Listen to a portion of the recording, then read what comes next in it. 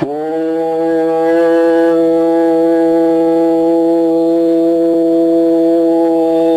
ஈஸ்வரா குருதேவா. ஆயுள் மெம்பர் துருவ நட்சத்திரம் ஒன்றியும் வாழும். அது ஆயுள் கால மெம்பரா சேர்ந்து ஒவ்வொரு நிமிஷமும் அந்த துருவ நட்சத்திரத்தை எடுக்கும். காரணம், நமது குரு மாமகரிஷி ஈஸ்வராய குருதேவர் நமக்கு அருளினார். அவர் வழியில் அவர் காட்டிய நெறிகளை அந்த துருவ நட்சத்திரத்திற்பால் நாம் எடுக்கணும். நாம் எல்லாம் அதில் அங்கத்தினர் ஒன்றானவர். அவரும் ஒன்றிய நிலைப்ப அந்த ஒளிப்பட இருள் அருள் பெற நமக்கு இருளை அகற்றணும். அருள் பெற இருளை அகற்றும் சக்தி பெறலாம். இதெல்லாம் நம்ம பெற்று பழகணும். சொல்றது உங்களுக்கு அர்த்தமாச்சுங்களா? இது ஒவ்வொருத்தரும் கடைபிடிக்கணும். இந்த சக்கரம் கொடுக்கறது எதுக்கு அப்படின்னா, இப்ப தியானத்தில் இருக்கும்போது என் நெத்தி உங்களை பார்க்க சொல்லும். இதுல இருந்து நம்ம குரு அருளே அவர் காட்டி அவர் என்னை இப்படிதான் செய்யத்தார். அந்த நெற்றியை பார்க்கும்போது அவர் கண்ட உண்மையெல்லாம் எனக்கு தெரிய வந்தது. ஆனா இப்போ நான் கண்ட உண்மைகள் அவர் காட்டிய நிலையை துருவ நட்சத்திரம், அதிலிருந்து வரக்கூடிய ஒலிகள் இங்கே வரும். இந்த உணர்வின் தன்மை இதை எடுக்கப்படும் போது அதை நீங்க பெறக்கூடிய தகுதி பெறும். ஆனா குருவடிகள் இதை நீங்க எடுத்து வளர வளர உங்களுக்குள் அந்த அருள் சக்தியை மீண்டும் பெருத்து வேறு அருள் இந்த நிலையும் இருளை நீக்கக்கூடிய சக்தி நீங்க பெறுங்க. இதை நீங்க பெறுவதற்கு இந்த சக்கரத்துல நீங்க இதே மாதிரி காலை 4 மணிக்கெல்லாம் எந்திரிச்சு அந்த சக்கரத்தை விட்டு பார்த்தோம்னா அந்த உணர்வுகள் இந்த ஒளியாக தெரியும். அப்ப நீங்க இதையெல்லாம் எந்தங்களோ அந்த உணர்வின் தன்மை உங்களுக்குள் பெறும். நல்ல உணர்ச்சிகள் வரும். அந்த நினைச்சினம் தான் அது.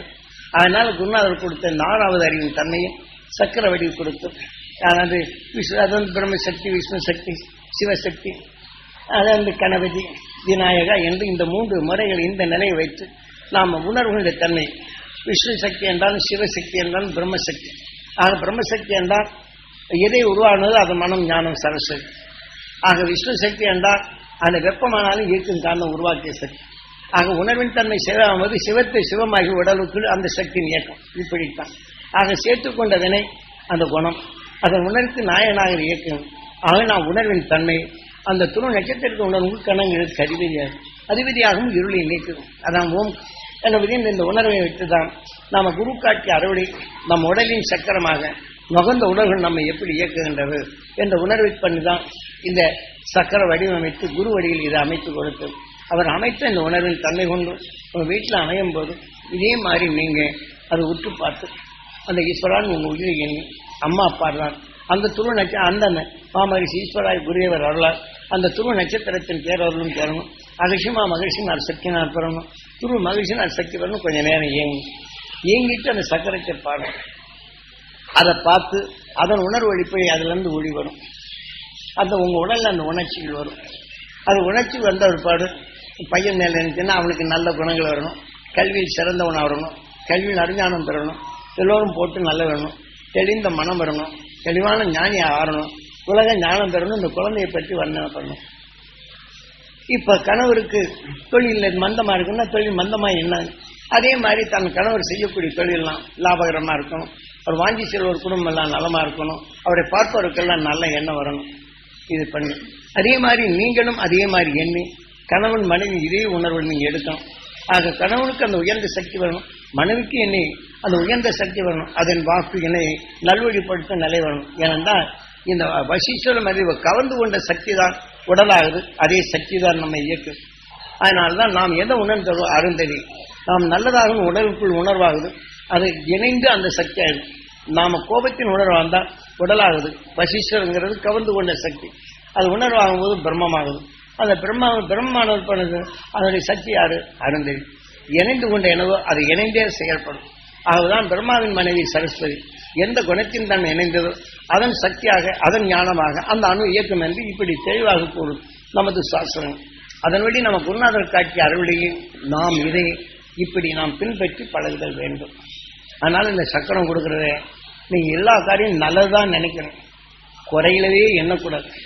அதை என்ன இந்த துருவ நட்சத்திரத்தை உணர்வு பெற வேண்டும் என்று அடிக்கடி இந்த உணர்வு சக்தியை செருகேற்றணும். நீங்க ஆயுள்கால நம்புறாங்க அந்த உணர்வு அடைந்தால் இந்த தீமை என்ற உணர்வுகளை மாற்றி அமைக்கும் சக்தி உங்களுக்குள்ள வந்து உங்க சொல்லின் தன்னை கேட்கும் உணர்வு இருளை நீக்கி ஞானத்தை ஊட்டும் சக்தி ஆகும். ஆனா இது நாம தியான வழி அன்பர்கள் நாம இதை பெருக்க வேண்டும்.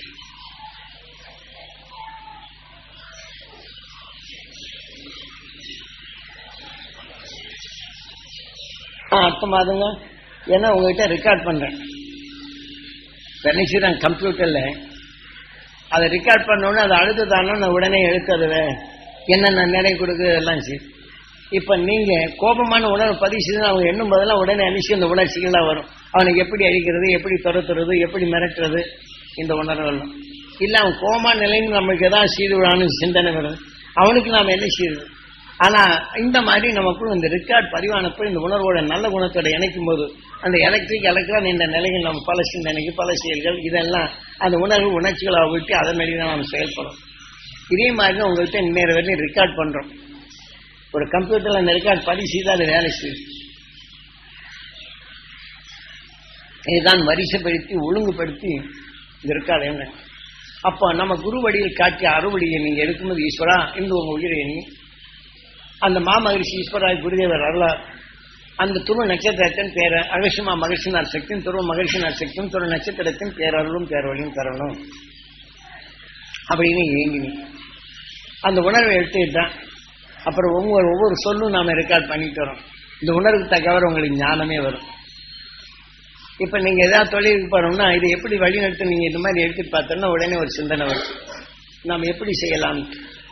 அப்போ பிறர்கிட்ட யோசனை பண்ண அவங்க கலக்கி விட்டுருவாங்க, அவங்க உணர்வுத்தாக போடுவாங்க. என்னடா போன இடத்துல ஏதாவது நீங்களே சிந்தி இந்த உணர்வு இப்படித்தான் செய்ய வேண்டும்.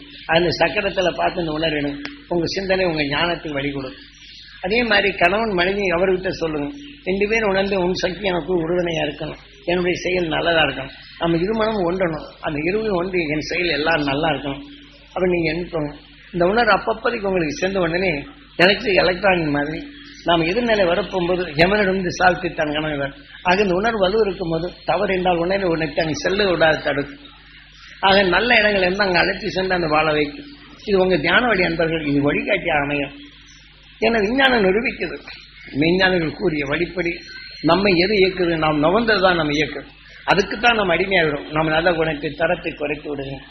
ஆகவே நாம் அருள் உணர்வை பெருக்க வேண்டும். ஆக தீமை என்ற உணர்வை மாற்ற வேண்டும்.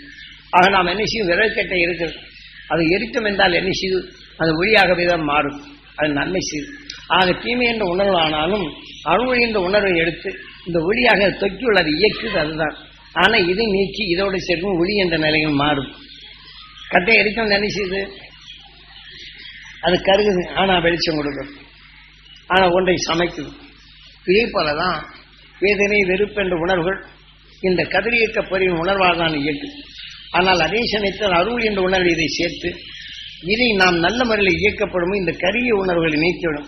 ஆக நமக்கு சமைக்கும் பக்குவமும் அந்த வெப்பமும் அதே சமயத்தின் உணர்வை நமக்கு பக்குவப்படும் அந்த உணர்வின் வலிமைக்கு இதை நாம் செய்து பழகும். அதனால இதை உங்ககிட்ட பதிவு செய்கிறோம். இப்போ நம்ம தியானம் இருக்க போகிறோம். அந்த தியான வழிப்படி நீங்கள் அந்த சக்கரத்தில் நீங்கள் எதெல்லாம் எழுந்தீங்களோ அதெல்லாம் வழிகாட்டும். உங்களிருந்து வெளிச்சம் வரும். உங்களுக்கு அந்த சமயத்தில் சிந்தனைகள் தோன்றும். உங்கள் ஆசையை மட்டும் அதில் கூட்டிடாதுங்க. எந்த ஆசை எதுவாக இருக்கணும், அந்த துருவ நட்சத்திரத்தை அந்த ஆசையை மட்டும் கூட்டுங்க. இந்த உடல் ஆசையை கூட்டி இருக்க வேண்டாம். இந்த உணர்வு நான் பெறணும், என் செயல் நல்லதாக இருக்கணும், என் வாழ்க்கை நல்லதாக இருக்கணும், என் சொல் எல்லோரும் நல்லதாக்கணும். இந்த உணர்வு மட்டும் வைக்கும். இது நல்லதாக்கி நமக்கு அது நமக்கு நல்ல உணர்வை கொண்டு வரும். என் பிள்ளை நல்லவனாகணும், உயர்ந்த நிலையை பெறணும் அப்படின்னு எல்லாம் செய்யறேன்னே இப்படி இருக்குன்னு வேதனை இங்கே மட்டும் எடுத்துக்கூடாது. என் மனைவிக்கு அந்த அருள் உணர்வு பெறணும், அதன் பார்வை எனக்கு தெளிவாக்கணும், இப்படி இணைத்து வாழணும். இதே மாதிரி நீங்க செய்து வாங்க, உங்களை பேரின்பத்திற்கு அழைச்சிட்டோம். ஆக நாம் ஆயுள் மெம்பர் என்ன செய்யணும், அதில் சேர்ந்துடும். உயிருடன் ஒன்றோம், அந்த உணர்வு இருளை அகற்றும், ஒழியாத உணர்வை வளரும். இது ஆயுள் காலம் என்றுமே நாம் அழியாத ஒன்று சேர்த்து வாழும் நிறைவு. நம்ம எல்லாம் ஒன்றாக சேர்க்கும்போது நீங்க என்ன நல்லா இருக்குன்னு நினைக்கிறீங்க, அந்த அருளை பெறுங்க, எனக்கு பாய்ச்சுறீங்க, நான் உங்களுக்கு பாய்ச்சுறேன். இந்த உணர்வு ஒன்றாகும் போது ஆக ஒளியின் வலு வரும்போது இருளை அகற்றும் வலிமை பெறும். என்றும் நம் அழியா உணர்வின் சக்தியை நாம் பெறும். அந்த நிலையை நாம் அடைதல் வேண்டும்.